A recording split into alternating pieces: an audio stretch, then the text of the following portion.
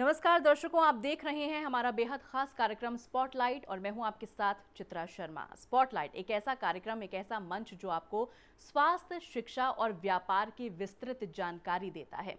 यदि आप स्वास्थ्य के बारे में जानना चाहते हैं, शिक्षा के बारे में जानना चाहते हैं, व्यापार को आप समझना चाहते हैं, इसकी परेशानियों के बारे में, इसकी उपलब्धियों के बारे में अगर आप जानना चाहते हैं तो ये मंच आपके लिए है। और मूलतः दर्शकों, आज इस सेगमेंट में हम लोग व्यापार के बारे में बात करेंगे, बिजनेस को लेकर हम लोग बात करेंगे और साथ ही साथ दर्शकों मैं यहाँ पर आपको बताना चाहती हूँ कि स्पॉटलाइट कार्यक्रम के 500 एपिसोड्स लगभग 10 अलग अलग प्रतिष्ठित चैनल्स पर टेलीकास्ट हो चुके हैं।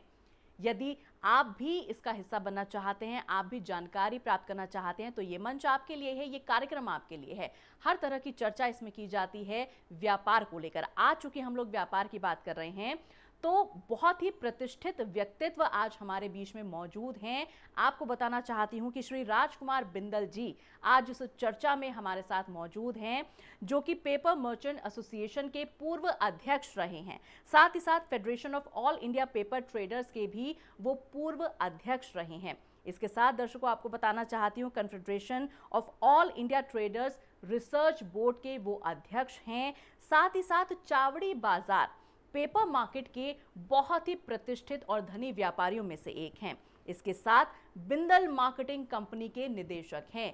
यानी इतनी सारी प्रतिभाओं के धनी व्यक्तित्व इस वक्त हमारे साथ मौजूद हैं और चर्चा में शामिल हो रहे हैं। तो चलिए सबसे पहले मिलकर हम बिंदल जी का स्वागत करेंगे। नमस्कार सर, आपका बहुत बहुत स्वागत है। सर, आप चूंकि एक बहुत ही प्रतिष्ठित व्यापारी हैं, बहुत सारी प्रतिभाओं से लैस हैं, बहुत सारी प्रतिभाओं के धनी व्यक्तित्व आप हैं। सबसे पहले मैं सर आपसे पूछना चाहती हूँ कि as a businessman, as a व्यापारी, पेंडेमिक को लेकर, कोविड के समय को लेकर आपको किन किन परेशानियों का सामना करना पड़ा है? मैं आप लोगों को बताना चाहूँगा, ऐसा कोई भी व्यापारी नहीं कि जिसको कोविड में कोई ना कोई समस्या ना आई हो, जिसका व्यापार ना घटा हो। हर आदमी का व्यापार इफेक्ट हुआ है इससे। और हमारे लोगों को दूसरी समस्या क्या है, व्यापार तो अपना घटा ही है, कमाई तो हमारे लोगों की कमाई कम हुई है। उसके साथ साथ जो हमारे को बैंक का इंटरेस्ट देना पड़ रहा है, जो हमारी जो लेबर हमारे यहाँ काम करती है वो उसके भी दोबारा फिर काम कराना है, उसको जो हमें तनख्वाह देनी पड़ती है, जो हमारे के बिजली के बिलों की भरमार है दुनिया भर की, वो हमें पूरा बिल पे करना पड़ता है। फिर क्या है कि जीएसटी के भी हमें पूरी कंप्लायंस जो है ना वो इसके कोविड के बीच की करनी है। तो मतलब इतनी सारी समस्याएं हैं कि व्यापारी जो है ना इस टाइम बहुत परेशान हैं। और सरकार की तरफ से कुछ थोड़ी बहुत राहत मिल रही है, लेकिन जितनी राहत की हम लोग उम्मीद करते हैं उतनी हमें उम्मीद के हिसाब से राहत नहीं मिल पा रही है। तो इसके लिए हम सरकार से बार बार डिमांड भी कर रहे हैं कि हमें और राहत दी जाए, और राहत दी जाए। तो व्यापारी अभी इस कोविड की वजह से बड़ा परेशान था। बड़ा, अगर मैं व्यापार की, जैसे मैं कागज़ का व्यापार करता हूँ, इसी के बारे में आपको मैं बताऊँ तो जैसे अभी कार्ड का काम है, शादी नहीं ब्याह नहीं, तो कार्ड बिल्कुल जीरो हो चुका है। कार्ड के अंदर हमारी 10-20-15% सेल कार्ड कागज के अंदर होती थी, तो वो बिल्कुल ख़त्म हो गया है। स्कूल कॉलेज बंद है, टोटल जो पेपर है, पेपर की कंजम्पशन आदि भी नहीं रही है। तो इस वजह से सारा हमारा व्यापारी, मैं तो एक ही ट्रेड की बात कर रहा हूँ, इसी तरह से हर व्यापार परेशान है, व्यापारियों को बड़ी समस्या हो रही है। तो हम सरकार से चाहेंगे कि जितनी सहूलियत आप हमारे व्यापारियों को दोगे, उसी हिसाब से हमारा रेवेन्यू बढ़ाएंगे, उसी हिसाब से हमारे देश की अर्थव्यवस्था भी बढ़ेगी और हमारा काम भी चलेगा। जी, तो सर जिस तरह से व्यापारी वर्ग की परेशानी का आपने जिक्र किया है, चूंकि पेपर व्यवसाय से आप लोग जुड़े हुए हैं, अब आपने कहा कि भाई हमारा रेवेन्यू बिल्कुल ज़ीरो हो चुका है, आमदनी जो है बिल्कुल हमारी निल हो चुकी है, बहुत ज़्यादा फ़र्क इससे पड़ रहा है, बहुत ज़्यादा लॉस आप उठा रहे हैं। तो ये जो लॉस है, इसकी भरपाई के लिए आप चाहते हैं कि सरकार आपकी मदद करे। तो किस तरह की मदद आप चाहते हैं, किस किस क्षेत्र में आप मदद चाहते हैं, थोड़ा सा इसके बारे में चाहती हूँ कि आप विस्तार पूर्वक हमें बताएं, ताकि हमारी इस मुहिम से जो है, हमारी ये जो मुहिम है ये सरकार तक भी पहुँच सके, हमारी ये जो आवाज़ है ये सरकार तक भी पहुँच सके, सरकार भी ये सुन सके कि भाई व्यापारी वर्ग इतना परेशान है और उनकी इस तरह से मदद की जानी चाहिए। तो इसलिए मैं चाहती हूँ कि आप खुलकर स्पष्ट होकर बताएं कि आप सरकार से किस तरह की मदद चाहते हैं। पहले मैं सबसे पहले बोलूँगा, जीएसटी जब ये कानून लगा था तो हम लोगों को, सब व्यापारियों को ये बताया गया था सबसे सिंपल एकदम इसकी जो है ना कंप्लायंस रहेगी, और बहुत सिंपल टैक्स है, इसके 20-25 टैक्स को इकट्ठा करके हमने एक टैक्स लगा दिया है। लेकिन ऐसा था नहीं।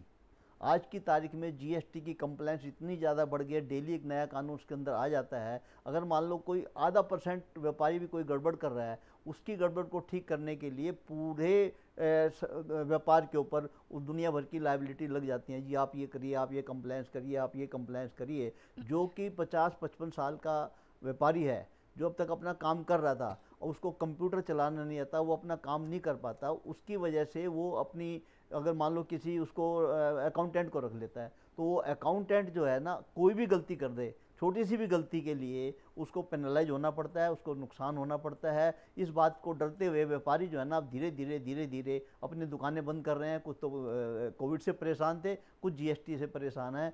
क्यों कि जो है ना, मामूली थोड़ी सी भी अगर मान लो कहीं आपके पास ट्रक का नंबर गलत पड़ गया, तो आपके पास दुनिया भर की पेनल्टी है। कि जो एक अक्षर गलत हो गया, वो आपकी पेनल्टी है। अब वो भी आदमी है जो अपना अकाउंटेंट है, वो कोई गलती कर देगा, वो क्या देगा? भुगतना तो व्यापारी को पड़ेगा ना। इसलिए सबसे बड़ी समस्या आज की तारीख में जीएसटी की है। मैं सरकार से ये अपील करूंगा कि इसको सिंप्लीफाई करें, इसके अंदर से हमें अपनी बात कहने का मौका दें और व्यापारी को साथ बैठ के इस व्यापार को, इसको कानून को जो है थोड़ी फेरबदल करें, जितनी भी कर सकते हैं। नंबर 2, पहले एमएसएमई के अंदर दुनिया भर के हमारे को लोन भी मिलते थे, दुनिया भर के हमारे को और दुनिया भर की हमें फैसिलिटी थी, लेकिन पीछे ये इसका जो बेनिफिट था वो व्यापारियों को नहीं मिला था। कोई भी व्यापारी ना उसके अंदर आ नहीं रहा था, कोई भी, खाली उसके अंदर छोटे छोटे उद्योग आ रहे थे, व्यापारी नहीं आ रहा था। तो लेकिन अब क्या कोशिश की हमने सरकार से, तो उन्होंने इसके अंदर की जोड़ा है, लेकिन जो पूरे जो हमारे को जो बेनिफिट मिलने चाहिए एमएसएमई के, वो पूरे ना मिलके कुछ ही 1-2 पॉइंट पे ही हमें कुछ बेनिफिट मिल रहे हैं। तो हम सरकार से ये भी एक रिक्वेस्ट करेंगे कि एमएसएमई के टोटल फ़ायदे, जो भी फ़ायदे हैं, वो हमारे व्यापारियों को मिले, ताकि वो अपने ये कोविड के समय के नुकसान की थोड़ी भरपाई कर सके और देश की सेवा कर सके, अपने जीडीपी को बढ़ा सके। मैं आपको बता दूं कि जो व्यापारी है ना, वो देश की रीढ़ की हड्डी है जी। अगर वो रीढ़ की हड्डी खड़ी रहेगी तो व्यापारी काम करेगा, तो आगे देश को कुछ उसका फायदा मिलने वाला है। क्योंकि दुनिया भर का, अब ये मैं बताऊं आपको, 8 करोड़ टोटल इंडिया के अंदर 8 करोड़ व्यापारी है, और 8 करोड़ व्यापारी 45 करोड़ लोगों को रोजगार देता है, उसके अंदर उनका रोजी रोटी मिलती है। अगर आप इतनी बड़ी जो पब्लिक है उसके लिए कुछ नहीं कर पाएंगे, तो ये बड़ी एक सभी व्यापारियों को समस्या हो जाएगी। आज क्या है कि हर व्यापारी, जिसके पास 10 आदमी काम कर रहे थे, वो 3 आदमी को हटा रहा है, कोई 4 आदमी को हटा रहा है। तो जो है ना, धीरे धीरे अनएम्प्लॉयमेंट बढ़ रही है। अगर सरकार हमारे को कुछ सहूलियत दें, कुछ काम करने की सहूलियत देगी, तो उससे हमारा व्यापार बढ़ेगा और हम नए नए रोजगार पैदा करेंगे। इसमें सरकार की हम हेल्प करेंगे रोजगार पैदा करके। जो बेरोजगारी बढ़ रही है उसको हम हेल्प करना चाहते हैं, उसके सरकार के अंदर काम में हम साथ में लगना चाहते हैं। लेकिन हमें जब तक मतलब कोई सहूलियत नहीं मिलेगी तो हम कुछ भी नहीं कर पाएंगे। और जितनी भी अभी जैसे कोविड के चक्कर में इंटरेस्ट, बैंक इंटरेस्ट, गवर्नमेंट कहते हैं जी इंटरेस्ट नहीं लगाएंगे, कम लगाएंगे, लेकिन जहाँ तक मेरा देखना है कि बैंक वाले इस बात को नहीं मानते, वो अपने तरीके से चलते हैं। जो और भी कोई समस्या न, मान लो बिजली का बिल है, अगर आपके पास 10 हाउस पावर है, 10 हाउस पावर के हिसाब से आपको एक मिनिमम चार्ज देना पड़ता है। हमारे लॉकडाउन के पीरियड का भी वो मिनिमम चार्ज हमारे से ले रहे हैं। जब हमारी मशीन ही नहीं चली, हमारा काम नहीं चला, कुछ भी नहीं चला, उसका भी टैक्स हमें देना पड़ रहा है। तो इस तरह की छोटी छोटी समस्याएं, बहुत सारी समस्याएं हैं इसके अंदर। मेरे चैनल पे इतनी समस्याएं मैं बता भी नहीं पाऊंगा कि सरकार हमें अपना अर्थव्यवस्था का एक हिस्सा समझे और उसके हिसाब से, जैसे मजदूरों की हेल्प करती है, जैसे किसानों की हेल्प करती है, उसी हिसाब से अगर वो व्यापारियों की हेल्प करेगी, तो हम व्यापार, सरकार के भी साथ हैं, व्यापार पूरे देश के भी साथ हैं, और ये व्यापार बढ़ेगा तो देश बढ़ेगा, देश की जीडीपी बढ़ेगी। अगर व्यापार मरता चला जाएगा तो और दिक्कत आएगी। नंबर 1 और मैं आपको बता दूं, अभी पिछले दिनों में जो ऑनलाइन काम चालू किया है, कुछ कंपनियां ऑनलाइन आके ऑनलाइन शुरू करने की वजह से वो आजकल बच्चे जो है ना, सब धीरे धीरे ऑनलाइन अपना माल मंगा लेते हैं। लेकिन जो दुकानें खोल रखी हैं, जो बाजार के अंदर लोग बैठे हैं, उनका डे बाय डे काम कम हो रहा है। उदाहरण के लिए मैं एक मोबाइल लूँ, मोबाइल के लिए मेरे को बाजार में खरीदने जाता हूँ तो महंगा पड़ रहा है, ऑनलाइन सस्ता पड़ रहा है। क्यों पड़ रहा है? क्योंकि वो कंपनियां फंडिंग करती हैं। वो सोचती हैं कि हमने खाली एक बार ग्राहक बनाए और मान लो 500 करोड़ का 400 करोड़ का नुकसान दे दिया, बाद में कंपनी बेच के चले जाएंगे, तो उनको वो कंपनी वहाँ से वसूल कर लेंगे। तो इससे जो है ना, हमारे व्यापारियों को बड़ी समस्या हो रही है। अगर ये इसी तरह से चलता रहा तो 5 साल के अंदर छोटी छोटी दुकानें सारी बंद हो जाएंगी। इस चीज़ को हमने बचाने के लिए कन्फेडरेशन ऑफ इंडिया ट्रेडर्स ने, जिसके अध्यक्ष भरतिया जी हैं और जिसके महामंत्री प्रवीण खंडेलवाल जी हैं, उन्होंने एक भारत ई मार्केट का नया पोर्टल बनाया है जिसके अंदर हम सब व्यापारियों को जोड़ेंगे। उनकी चिंता है कि ये व्यापारी ख़त्म ना हो जाए। हमारी कैट की चिंता है, कन्फेडरेशन ऑफ इंडिया ट्रेडर्स की, कि ये कहीं व्यापारी ख़त्म ना हो जाए। वो व्यापार ख़त्म ना हो, इसके लिए एक भारत ई मार्केट का नया पोर्टल ला रहे हैं और सब व्यापारियों को उसके अंदर जोड़ेंगे। ये बिना प्रॉफिट बिना लॉस का है। व्यापारी अपना अपना दुकान वहाँ खोले, जो अपना काम कर रहा है वो करता रहे, उससे कोई दिक्कत नहीं है। एक नया अपना दुकान उसके अंदर रजिस्ट्रेशन कर दें कि मैं क्या क्या बेच रहा हूँ, और लेने वाला भी देख ले क्या क्या बेच रहे हैं। इससे हम व्यापारी जिंदा रहेंगे। और मैं सब व्यापारियों से भी ये निवेदन करूंगा कि सब लोग उसके ऊपर रजिस्टर्ड हों, और ये पोर्टल चलेगा तो हम जो विदेशी कंपनियां आके हमारे को मारने की कोशिश कर रही है उससे हम लोग बचेंगे और हमारा व्यापार भी चलेगा। और गवर्नमेंट को भी ये देखना चाहिए कि ये जो दुनिया भर का फंडिंग करती हैं कंपनियां, जो अभी लॉस उठा के, जो मान लो उनको 8-10 हज़ार रुपये का मोबाइल मिला, उन्होंने बाजार में 8 हज़ार का बेच दिया, वो तो उनको तो फंडिंग मिल गई बाहर से। हमारे को तो नहीं, हम तो नहीं बेच सकते ना 10 का। हम तो 10 का लेंगे तो 10.25 का बेचेंगे।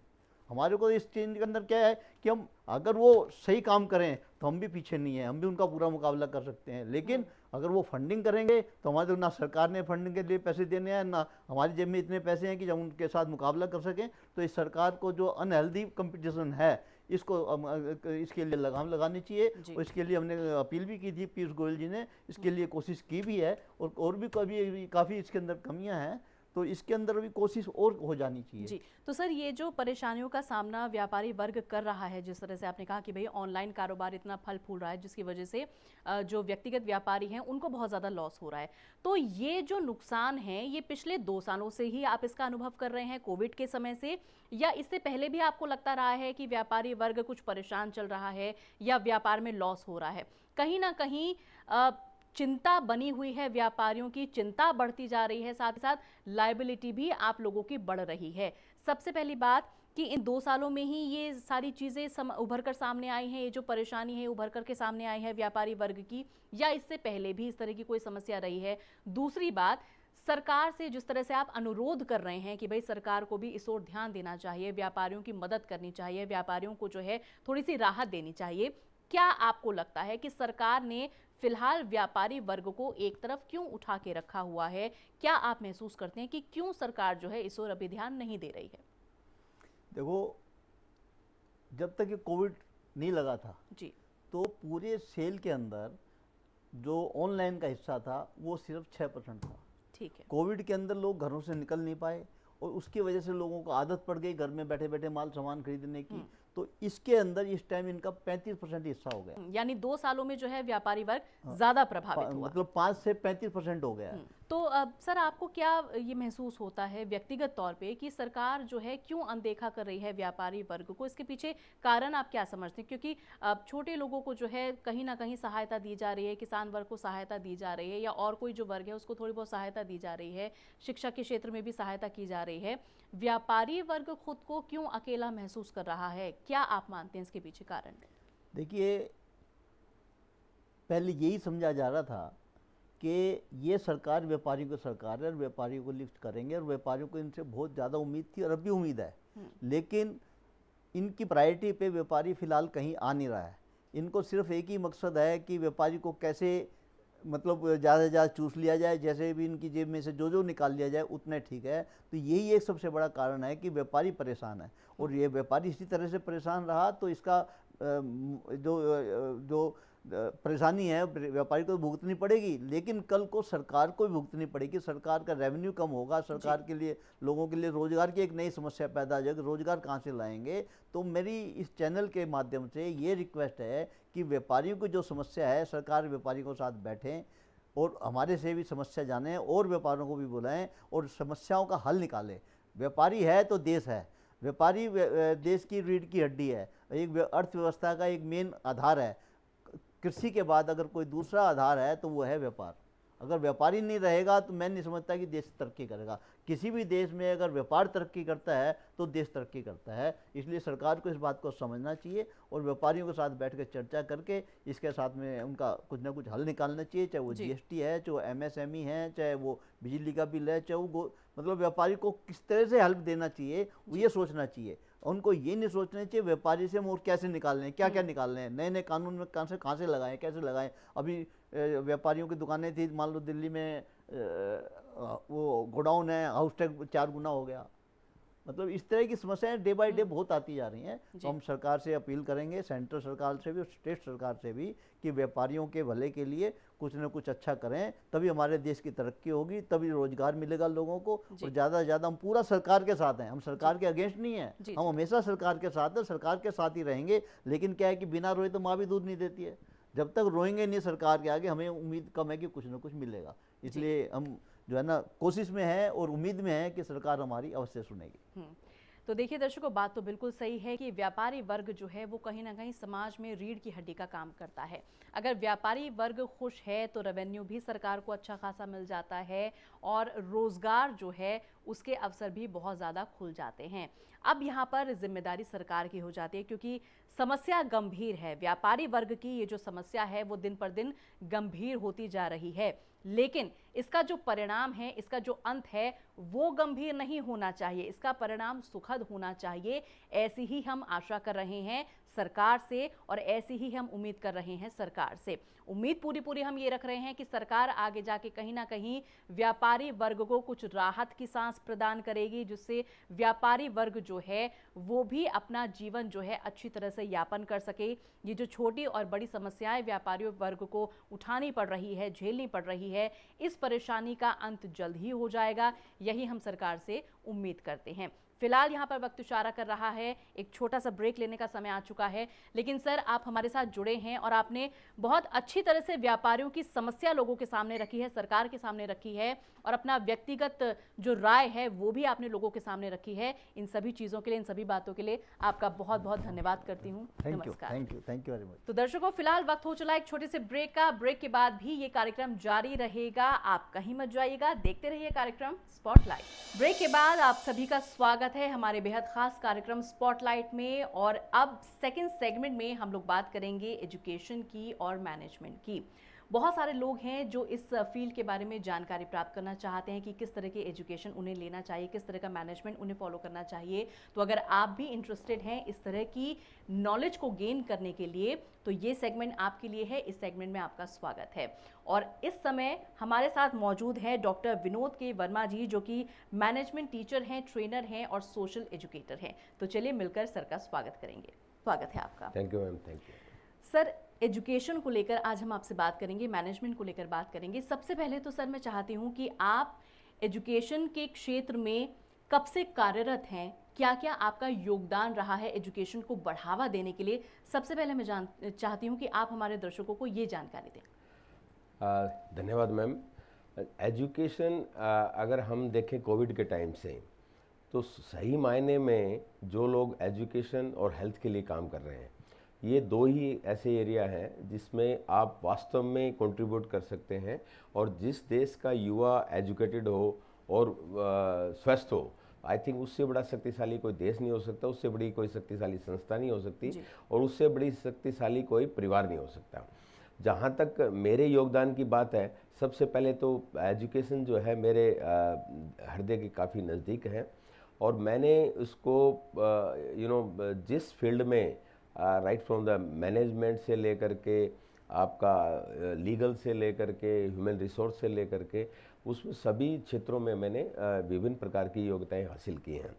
और जब भी मेरे को मौका मिलता है, चाहे युवा से संपर्क करने का, परिवार से, समाज में, अपने ज़िले में और कहीं भी रहे, तो मैं उसको प्रमोट करता हूँ।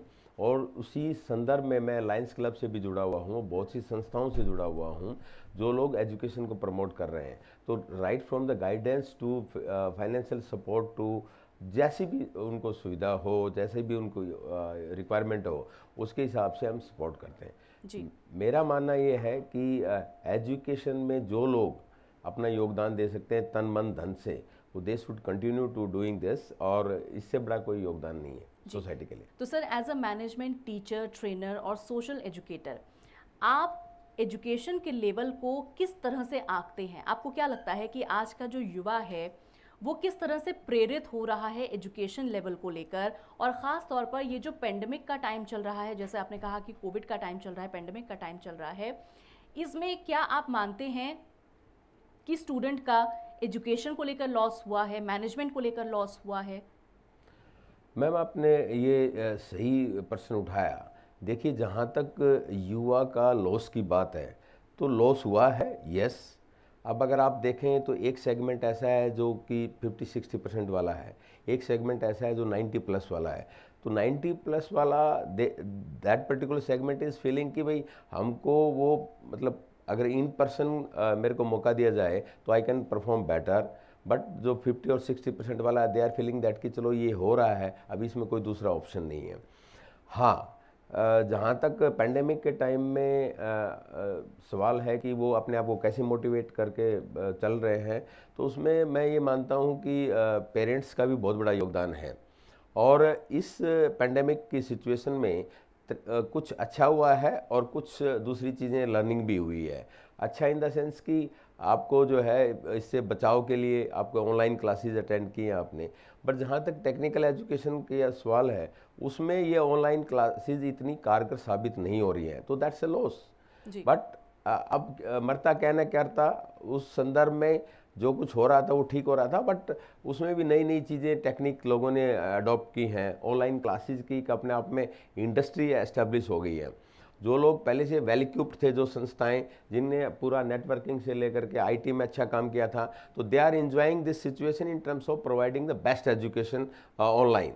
But those whosoever were not ready and not prepared, not given training to their teachers and all this thing, so they are facing huge problem. जी, तो सर ये प्रॉब्लम का लेवल आप कितना समझते हैं? जिस तरह से आपने कहा कि जिनकी टेक्निकल एजुकेशन है, अब जो मेडिकल की तैयारी कर रहे हैं, जो इंजीनियरिंग की तैयारी कर रहे हैं, 5 साल, 6 साल, 4 साल का उनका एजुकेशन है, और पिछले 2 साल से जो हमारा समाज है, एजुकेशन लेवल उनका कहीं ना कहीं थम गया है, कहीं ना कहीं रुक गया है। ऑनलाइन क्लासेस चल रही हैं, बट वो इतनी ज़्यादा प्रभावशाली शायद नहीं हो रही हैं जो फिजिकल प्रेजेंस रहती थी हमारी एजुकेशन को लेकर। जैसे बच्चे जो स्कूल जाते थे, क्लासेस अटेंड करते थे, कॉलेजेस जाते थे, क्लासेस अटेंड करते थे, उसका प्रभाव ज़्यादा होता था बच्चों की मेंटालिटी के ऊपर, पेरेंट्स के ऊपर भी।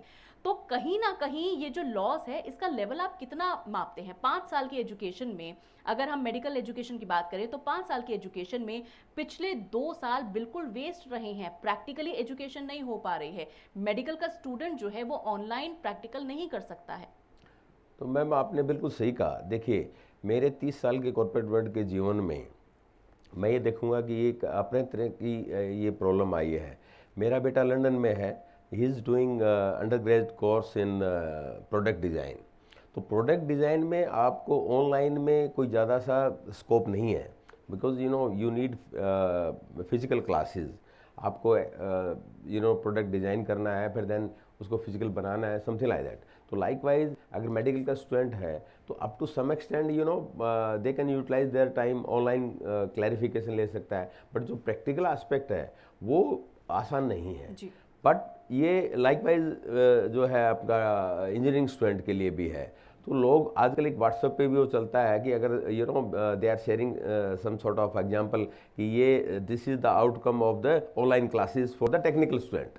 तो ये एक गंभीर विषय है। गवर्नमेंट भी इसमें काम कर रही है, इंस्टीट्यूशन भी अपने लेवल से काम कर रहे हैं। और मेरा ये मानना है कि अभी समय आ गया है जिसमें अभी संस्थाओं को और पेरेंट्स को और स्टूडेंट्स को मिल करके कोई ऐसा रास्ता निकालना है जिससे प्रिकॉशन भी हो, कुछ टेक्निकल एजुकेशन भी हो जाए, प्रैक्टिकल एस्पेक्ट को भी देखा जाए, और सारी सावधानी बरतते हुए हम सेफ भी रहें। जी, लेकिन sir as a social educator आपसे मैं जानना चाहती हूँ कि इस परिस्थिति से उबरने के लिए आप क्या अपना सहयोग जो है शामिल कर रहे हैं समाज में स्टूडेंट्स के लिए?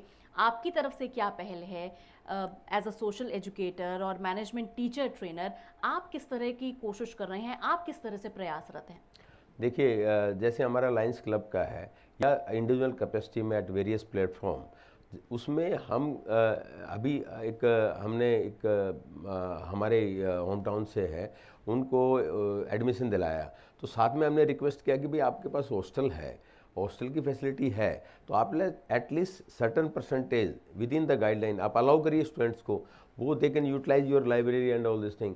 तो इस तरह के लोगों को एजुकेट करके, मतलब संस्थाएं जो हैं उनके जो प्रबंधक हैं उनको एजुकेट करते हैं, प्लस स्टूडेंट्स को भी मोटिवेट करते हैं, पेरेंट्स को भी बताते हैं कि भाई आपको भेजने में कोई दिक्कत नहीं है, आप भेजिए। इवन मैंने अपने बेटे को भेजा है, बाकी उनके कुछ लोगों ने मतलब क्लासमेट ने वर्क फ्रॉम होम और यानी ऑनलाइन क्लासेस अडॉप्ट की, बट मैंने उनको बोला नहीं बेटा तुम जाओ, और जा कर के वहाँ जाने से ही ठीक है। तो जाने से नाउ ही इज़ हैप्पी।